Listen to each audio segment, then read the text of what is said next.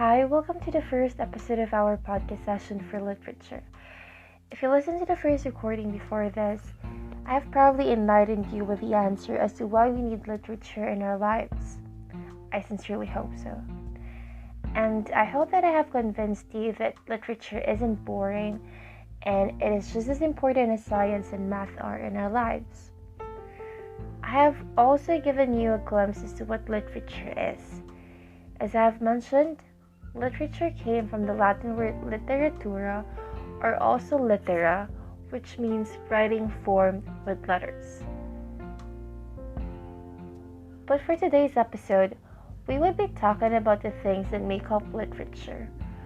We would make labels and categories, would cut and divide the big bulk of literature, its broadness and vagueness, and examine each part that makes it whole. First, let's divide literature into four. In this way, we can easily grasp the broad meaning literature encompasses. We'll talk about the ingredients of literature, its form, categories, and its genres. Let's delve into the ingredients of literature. Every piece of literature has these three primary elements: a subject, a form, and a point of view. Any work of literature is about something, and for this reason, it has a subject. The subject is what the writer wants to talk about. It could be an abstract idea, a universal feeling, an event in his or her life, or anything and everything that flashes into the creative mind of the writer. These ideas or subjects are needed to be conveyed in a specific form. The form is the manner in which the writer communicates his or her idea. Is it in a poetic manner? Is it a novel? Or perhaps a short story? The form is the structure which honed the idea or subject that has once lingered in the mind of the writer. Point of view, on the other hand, refers to how the story was narrated. In determining the point of view, the basic question you need to ask yourself is, who narrates the story? Or in whose eyes do I see the story? If the character of the story, most of the time the main character, is the one personally narrating what happens, then what the writer employed in telling the story is the first person point of view.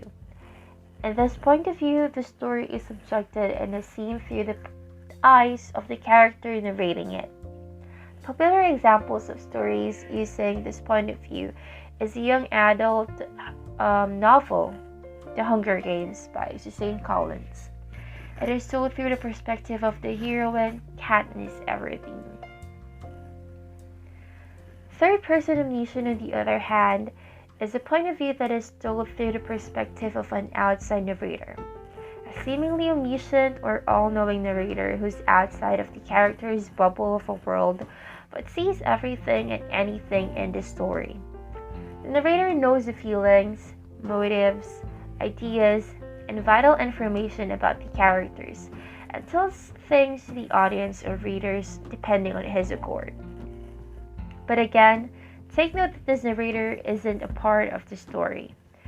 A popular example of a book that uses this angle of narration is the Game of Thrones series, since the entire set of books do not center on one specific character only, but to many conflicting characters. Third-person omniscient or third-person limited is not that different from the third-person omniscient. It is still narrated through the perspective of an unknown and outside narrator, but this time, it only focuses on one character's thoughts, feelings, motives, ideas, which, of course, is the protagonist. For example, the popular Harry Potter series is told in this point of view. It is objective in tone but focuses only on our main guy, Harry. Moving on, when talking about the form of literature, we can associate it with the structure or the manner in which a text is written. Is it poetry, or is it prose? Let's consider this sample of a prose that I would read for you. This is an excerpt of the first chapter of Harry Potter and the Sorcerer's Stone, written by J.K. Rowling. Mr. and Mrs. Dursley of number 4, Privet Drive, were proud to say that they were perfectly normal. Thank you very much. They were the last people you'd expect to be involved in anything strange or mysterious. Now, I would be reading an excerpt from the poem Be Beautiful, Novel Like the Antique Ant by our very own Jose Garcia Villa. Be beautiful, noble like the antique ant, who bore the storms as he bore the sun, wearing neither gown nor helmet, though he was archbishop and soldier, wore only his own flesh. Did you notice a difference? Prose is a kind of writing we encounter every day. It's made up of sentences and paragraphs.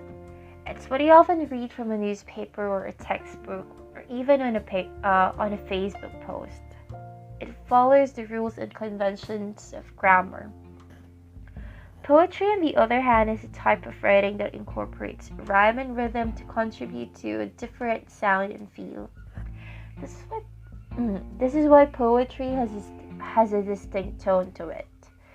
Its types also varies, but the widely known manner in writing a poem is by arranging lines into verses or stanzas. While as poems do not directly or totally neglect the rules and conventions of grammar, it also totally does not confine in it, because it's more concerned in the play of sound and the usage of words. Now let's talk about the categories of literature. When talking about the categories, we're actually referring to the general subject of our literary piece. Is it a fiction or non-fiction? Is it about something from one's imagination, or is it something that has truly transpired into the real life? Fiction is perhaps a type of literature that we're familiar with, or we're more familiar with. It's written in prose, meaning in sentences and paragraphs, and we usually encounter it when we read a short story, a novelette, a novella, novel, or even flash fiction. Now, take note that these I've mentioned are actually the kinds of fiction, with flash fiction being the shortest and the novel being the longest. There are tons of examples of fiction.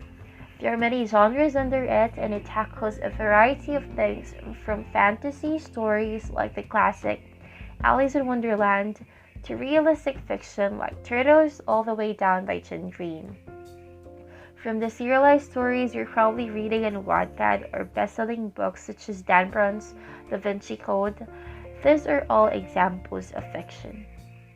Now take note that fiction isn't synonymous to fantasy. That's what most people think at times. Fiction, although based from one's imagination, could probably be spurred by something real and pressing to the author.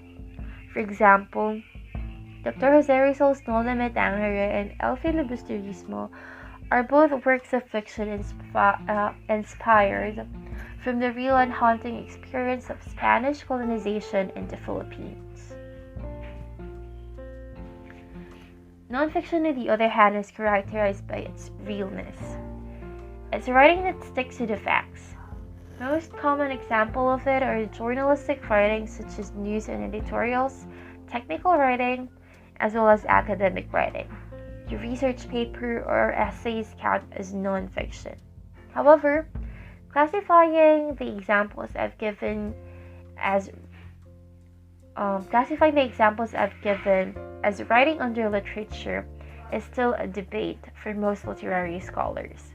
Some experts argue that since these writings are informative and do not hold an artistic value, they should be excluded from the big bulk of literature. However, it's still good to take note of those examples to clearly draw the line between fiction and nonfiction, especially because there is a blurry line between these two. Furthermore, when we classify literature based on its genres, you might find that it's almost repetitive or the same with what I have already mentioned. Genre is a French word which literally translates to kind. Therefore, when we say genres of literature, we are categorizing pieces of literature based on their similar characteristics. Traditionally, we have three main literary genres, namely poetry, fiction, and drama.